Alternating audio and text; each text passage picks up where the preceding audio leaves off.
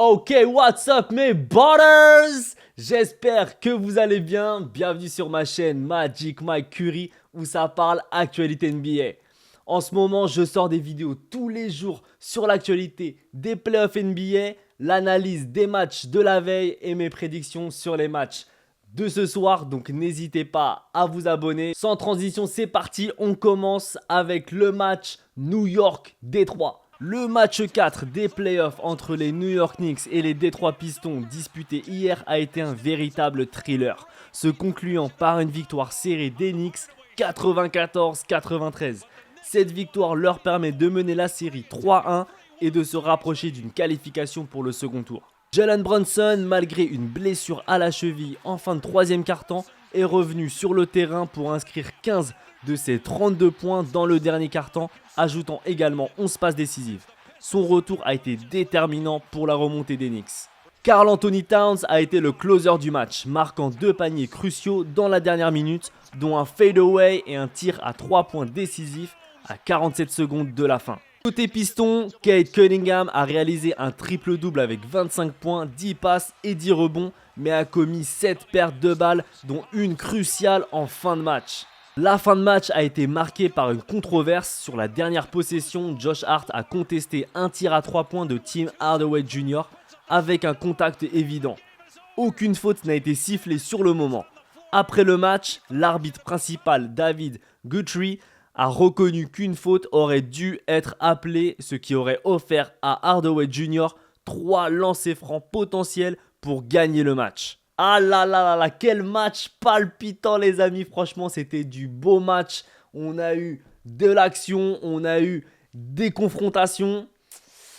Ah, je pensais vraiment que Détroit allait gagner, mais franchement on a eu un Jalen Brunson des grands rendez-vous qui nous a fait bien peur avec sa blessure, mais qui est revenu encore plus fort. Et un Karl Anthony Towns qui a géré la maison. Franchement c'est très dur de bloquer un peu ces New York Knicks. Détroit en plus, franchement, ils ont tout donné. Cade Cunningham, il a été incroyable aussi.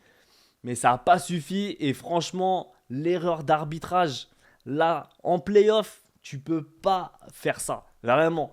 Limite, tu demandes la VAR, tu prends un peu plus de temps et tu regardes attentivement ce qui se passe pour être sûr de ne pas faire d'erreur. Mais là, en plus, là, ils l'ont avoué après match. Ok, les 3 points auraient dû être donnés. Et en plus, les 3 points, ils les auraient tous mis. Détroit aurait gagné. Donc franchement, c'est très dur. Je pense que pour Détroit, c'est un coup dur. Là, ils vont arriver à New York pour le dernier match. Potentiellement, en tout cas, le dernier match. Ça va être très dur. Je pense que Détroit va avoir un sursaut d'orgueil. Mais là, New York va prendre l'avantage, ils vont se donner à fond, va y avoir une émulation. Madison Square Garden, je donne pas cher de la peau de Détroit en vrai. On part sur le match entre Orlando Magic et les Boston Celtics. Les Celtics ont remporté une victoire cruciale 107-98 face à Orlando lors du match 4 des playoffs, prenant ainsi une avance de 3-1 dans la série du premier tour de la conférence Est. Jason Tatum a été exceptionnel avec 37 points, 14 rebonds et un parfait 14 sur 14 au lancer franc. Il a été décisif dans le Money Time, notamment après l'égalisation à 91 partout et enchaînant un tir à mi-distance, 3 lancers francs et un lay-up pour redonner l'avantage aux Celtics. Malgré un pourcentage modeste à 3 points, seulement 29%, Boston a compensé par une excellente adresse au lancer franc, 30 sur 32 et une défense solide. Le jeu intérieur a été déterminant, notamment grâce à Porzingis et Horford. Orlando, bien que combatif, a souffert d'une faible efficacité à longue distance, seulement 26%, et d'un manque de créativité offensive. Paolo Banchero a inscrit 31 points, mais avec un pourcentage de réussite de 37,5%, tandis que Franz Wagner a ajouté 24 points et 7 passes. Boston a naturellement remporté le match face à Orlando, même si franchement, ça a été un peu compliqué pour eux en début de match. À la fin, ça a été implacable. On voit le niveau. En fait, si Boston est constant et régulier, normalement, ils devraient gagner. On part sur le match entre Milwaukee et Indiana qui s'est terminé 103-129 pour Indiana et une blessure potentiellement grave de Damian Lillard. Les Indiana Pacers ont pris une avance de 3-1 dans la série grâce à une performance offensive impressionnante.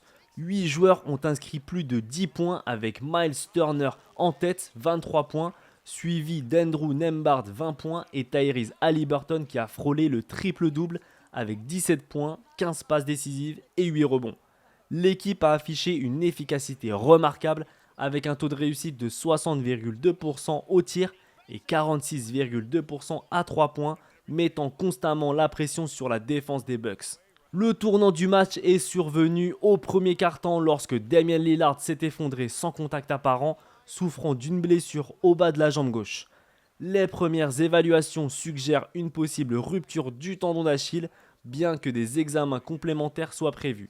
Cette blessure est d'autant plus préoccupante que Lillard revenait tout juste d'une thrombose veineuse profonde au mollet droit qui l'avait éloigné des terrains pendant un mois. Giannis Antetokounmpo a livré une performance solide avec 28 points, 15 rebonds et 6 passes décisives, mais il manque de soutien. Kevin Porter Jr. a ajouté 23 points, mais le reste de l'équipe a peiné à suivre le rythme imposé par les Pacers. La blessure de Lillard a non seulement privé les Bucks de leur meneur, mais a également semblé affecter le moral de l'équipe qui n'a jamais réussi à combler l'écart. Franchement, je suis triste pour les Bucks. Je le sentais venir. Encore une fois, au niveau de mon analyse, ça n'a jamais changé. Je vous ai toujours dit, les Bucks, Giannis, manque de renfort. Et là, clairement, de plus en plus, à chaque match, c'est révélateur. On le voit, il n'a pas de renfort. Damian Lillard, ça a été un peu le coup de massue, la goutte d'eau qui a fait déborder le vase.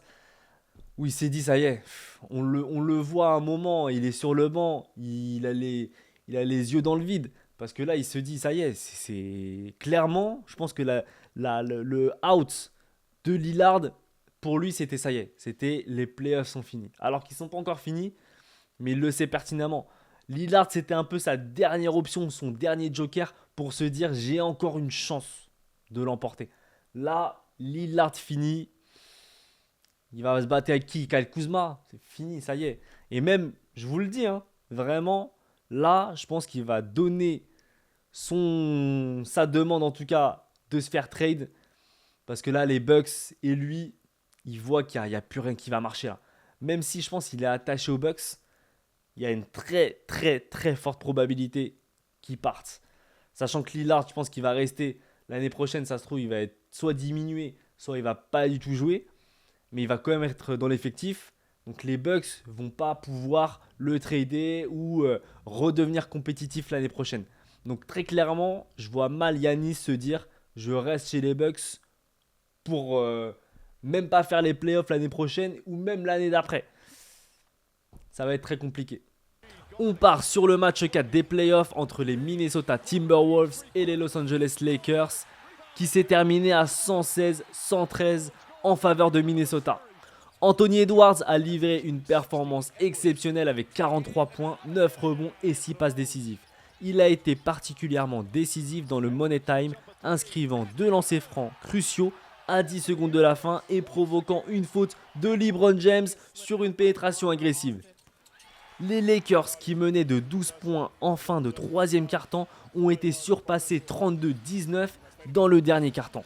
LeBron James a terminé avec 27 points et 12 rebonds, mais est resté muet dans le quatrième quart-temps. Luka Doncic, de retour après une maladie, a inscrit 38 points, mais n'a réussi qu'un tir sur 6 dans le dernier quart-temps. Le coach des Lakers, J.J. Redick, a pris la décision inédite de ne faire aucune rotation en seconde mi-temps, laissant les 5 mêmes joueurs sur le terrain. Cette stratégie a suscité des critiques, notamment de la part de Magic Johnson, qui a remis en question la gestion des minutes de LeBron et Doncic. C'est vrai que c'est du jamais vu. Les joueurs ont joué toute la mi-temps H24. Donc ça veut dire qu'ils ont fait 24 minutes d'affilée sans pause, à part entre chaque carton. Franchement, c'était une stratégie qui aurait pu être payante et qui aurait pu être limite l'idée de génie si les Lakers auraient gagné. Là, clairement, on aurait encensé JJ Redick, mais quel génie, le gars, c'est un maestro. Là, ils ont perdu. Là, maintenant, on lui tombe dessus en disant bah voilà, c'est quoi cette stratégie de merde?